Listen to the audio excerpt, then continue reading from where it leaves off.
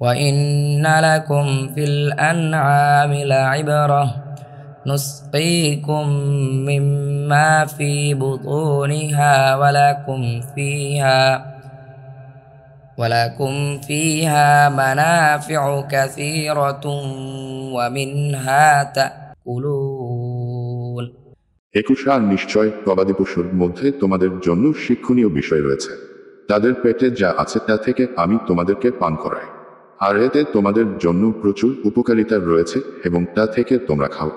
وعليها وعلى الفلك تحملون। 22 আর এসব পশু ও নৌকায় তোমাদেরকে আরোহণ করানো হয়। ولقد أرسلنا نوحا إلى قومه فقال يا قوم اعبدوا الله ما لكم من إله غيره أفلا تعقلون। 23 আর অবশ্যই আমি নূহকে তার কওমের নিকট প্রেরণ করেছিলাম। অতঃপর সে বলল, হে আমার কওম, তোমরা আল্লাহর ইবাদত করো, তিনি ছাড়া তোমাদের কোনো ইলাহ নেই। তবুও কি তোমরা তাকওয়া অবলম্বন করবে না?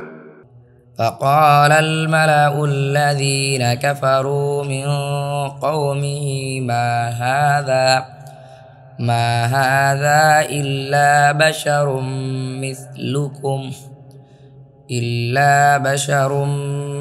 مثلكم يريد أن يتفضل عليكم ولو شاء الله لأنزل ملائكة ما سمعنا بهذا في آبائنا الأولين।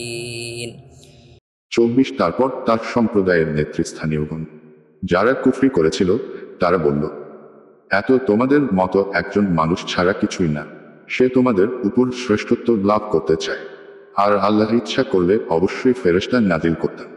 এ কথা তো আমরা আমাদের পূর্ববর্তী পিতৃপুরুষদের সময়ও শুনিনি।